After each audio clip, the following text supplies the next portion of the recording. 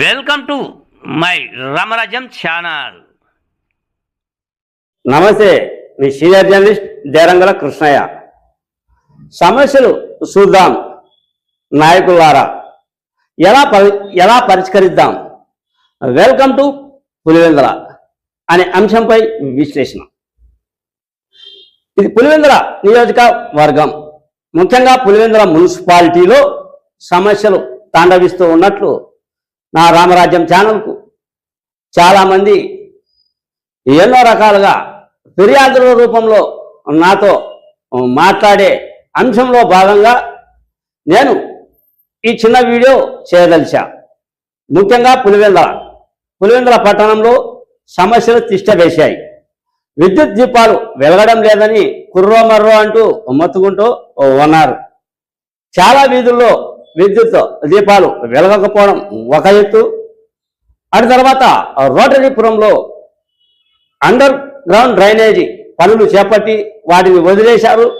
అంతా చిందరబందర, అన్ని సమస్యలే. ఆ రోటరీపురం ప్రజలు ఎన్నోసార్లు నా దృష్టికి తెచ్చారు. ఇది ఒక అంశం. తర్వాత ఉలిమెల్లలో సేమ్ ఇదే పరిస్థితే.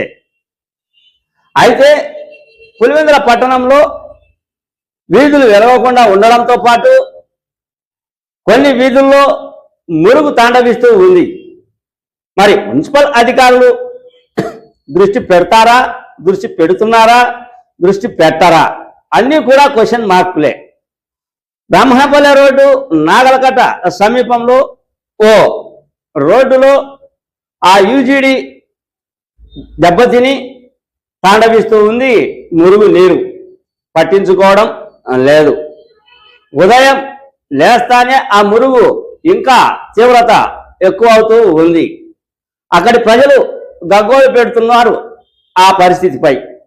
అటు తర్వాత ముఖ్యంగా సమస్యలు అనేటివి పులివెందుల పట్టణంలో ఎక్కువగా ఉన్నా కూడా నా రామరాజ్యం తరఫున అన్ని పార్టీల, ముఖ్యంగా కూటమి పార్టీ కావచ్చు, వైకాపా పార్టీ కావచ్చు, ఆ నాయకుల పరిస్థితి ఉద్దేశించి నేను ఈ వీడియో చేశా. పులివెందులను ఏలింది వైకాపా నేతలు, అదే దివంగత నేత వైఎస్ రాజశేఖర రెడ్డి కుటుంబీకులు.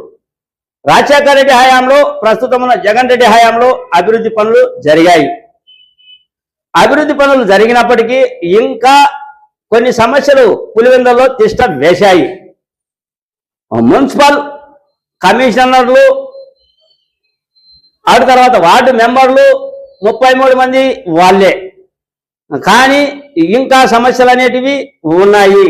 ఆ సమస్యలను తీర్చేది ఎవరు? రాబోయే స్థానిక సంస్థల ఎన్నికలు భాగంగా ఎవరైతే పులివెందుల సందులు గొంతులలో సమస్యలు లేకుండా చూస్తారో వాళ్ళకే ఓటు వేస్తాము అన్న నినాదం నా దృష్టికి కూడా తెచ్చారు. ఈసారి వైకాపా పార్టీ కావచ్చు, కూటమి ప్రభుత్వం కావచ్చు, వీరంతా కూడా వీధులలోకి వెళ్ళి ఆ సమస్యలపై దృష్టి సారించి ఆ సమస్యలను తీరిస్తే వచ్చే మున్సిపాలిటీ ఎన్నికల్లో వాళ్ళకు మంచి అవకాశాలు ప్రజలు కల్పిస్తారు ఖచ్చితంగా ఆ సమస్యలను తీర్చే అనే కోణంలో స్థానికులు చర్చించుకోవడం జరుగుతూ ఉంది. గత వైసీపీ వాళ్ళు నిధులు లేవో, ఆ తర్వాత నిధులు ఉండి వేస్ట్ చేశారో, ఆ తర్వాత కోటాను కోట్లు నిధులు తెచ్చి ఆ పనులు నిలిచిపోయి, ఆ నిలిచిపోయిన పనులతో పులివెందులలో సమస్యలు తిష్ట వేశాయి అనే కోణంలో కూడా స్థానిక ప్రజానికం ఆరోపణలు గుప్పిస్తూ ఉన్నారు.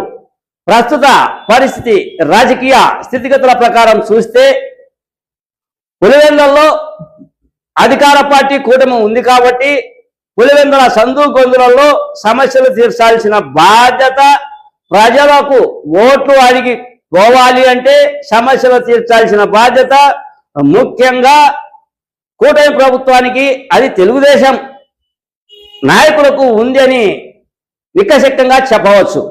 ఎందుకంటే గతంలో వైఎస్ కుటుంబీకులను నమ్ముకొని వాళ్ళకు ఓటు వేశారు, వాళ్ళు ఏదో అభివృద్ధి చేశారు, ఇంకా సమస్యలు తిష్ట వేశాయి. ఆ మిగిలిన సమస్యలు ఎందుకు వైసీపీ నేతలు చేయలేదో అది అర్థం కాని పరిస్థితి. ఇప్పుడు కూటమి ప్రభుత్వానికి మంచి ఛాన్స్.